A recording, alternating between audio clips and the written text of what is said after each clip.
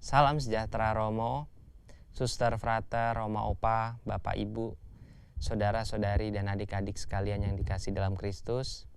Saya Yohanes Triswandi, saya berasal dari wilayah 4 lingkungan Gerardus.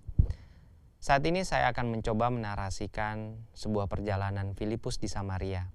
Kisah ini diambil dari Kisah Para Rasul 8 ayat 4 sampai 25. Saya akan awali kisah ini dari perjalanan akhir Stefanus. Ada yang ingat tentang kisah akhir Stefanus? Ya, Stefanus akhirnya wafat. Banyak orang-orang saleh akhirnya meratapi akan kepergian Stefanus dan menguburkannya. Pada saat itu, terjadilah sebuah pembantaian yang besar yang dilakukan Saulus kepada umat-umat percaya, kepada jemaat-jemaat percaya yang ada di situ. Kemudian pengikut-pengikut Kristus ini akhirnya tersebar ke seluruh penjuru dan pelosok negeri. Mereka tersebar ke daerah Yudea dan Samaria sambil memberitakan Injil. Tidak terkecuali Filipus. Kemudian Filipus menuju ke sebuah kota yang bernama Samaria. Filipus kemudian memberitakan Mesias kepada orang-orang di sekitar situ.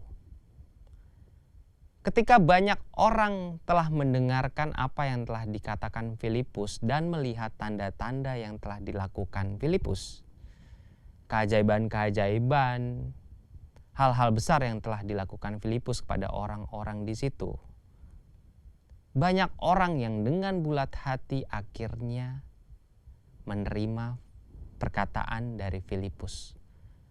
Mereka percaya kepada Filipus.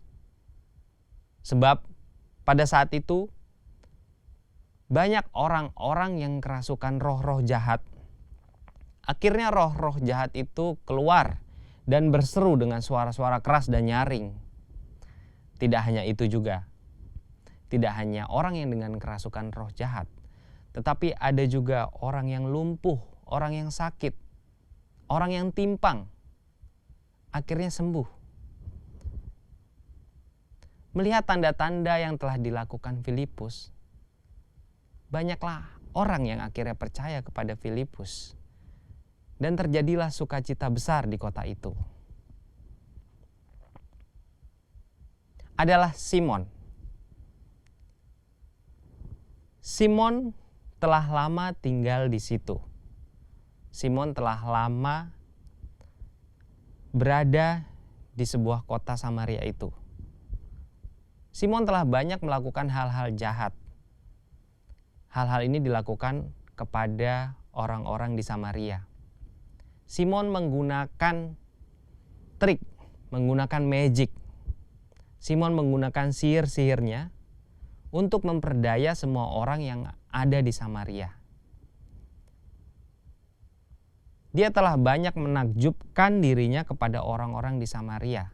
Sehingga pada saat itu, banyak orang-orang menjadi percaya kepada Simon dan mengikuti Simon. Simon menjadi besar, Simon menjadi tinggi hati. Simon merasa dirinya menjadi orang yang sangat penting pada saat itu. Dan banyak orang-orang dari besar kecil semua mengikutinya. Dan bahkan mengatakannya bahwa Simon adalah kuasa Allah. Simon adalah kuasa yang besar. Simon menjadi sangat sombong. Namun setelah kehadiran Filipus, setelah apa yang telah dilakukan Filipus di kota itu, banyak orang menjadi percaya dan menyerahkan dirinya untuk dibaptis dalam nama Tuhan Yesus. Tidak terkecuali Simon. Hal itu juga dilakukannya. Simon akhirnya juga percaya kepada Filipus dan menyerahkan dirinya untuk dibaptis. Setelah dibaptis, Simon selalu mengikuti Filipus kemanapun dia berada. Karena Simon sangat takjub akan hal-hal tanda-tanda, mukjizat-mukjizat, keajaiban-keajaiban yang telah dilakukan oleh Filipus pada orang-orang di Samaria. Ketika rasul-rasul di Yerusalem mendengarkan bahwa di tanah Samaria telah menerima firman Allah, kemudian rasul-rasul itu mengutus Petrus dan Yohanes ke sana. Sesampainya di sana, kedua rasul itu, Petrus dan Yohanes, berdoa kepada Allah. Mereka memohonkan agar Roh Kudus hadir untuk orang-orang yang berada di situ, untuk orang-orang Samaria. Karena pada saat itu tidak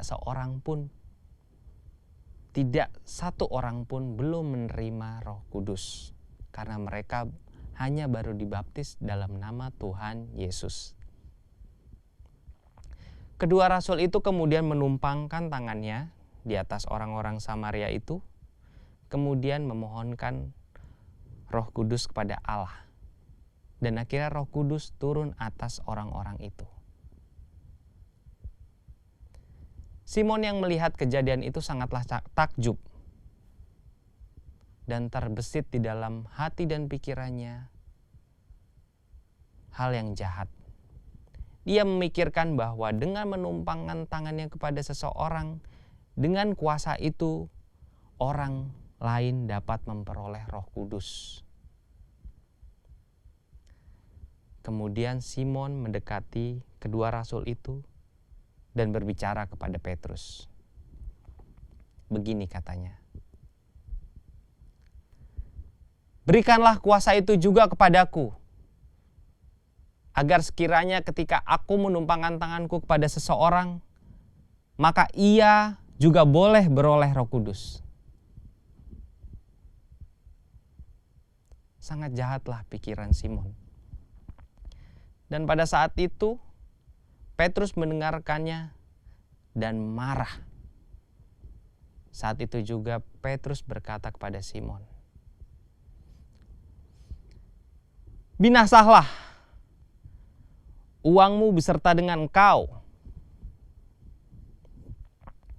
sebab engkau pikir engkau dapat membeli karunia Allah.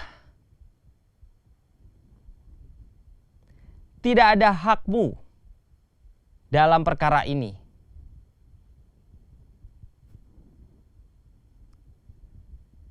Dan kemudian Simon Petrus melanjutkan perkataannya, "Segera bertobatlah dan berdoa kepada Allah,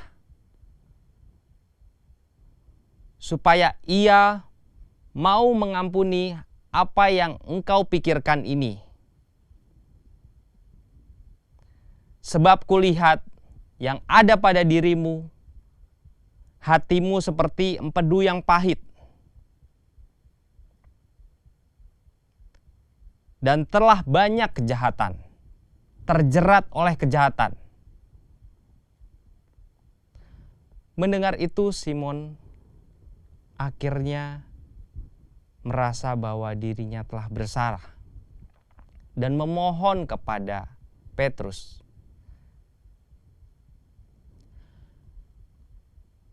"Hendaklah kiranya engkau berdoa untuk aku kepada Tuhan, agar sekiranya apa yang telah kau katakan itu tidak terjadi kepadaku."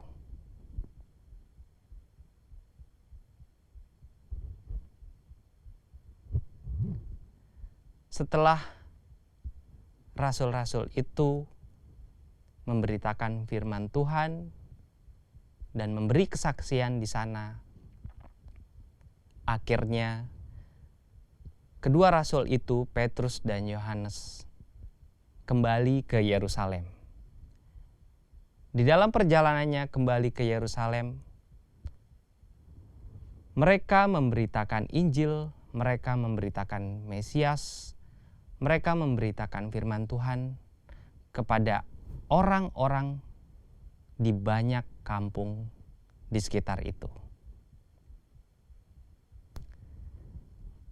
Demikianlah sabda Tuhan.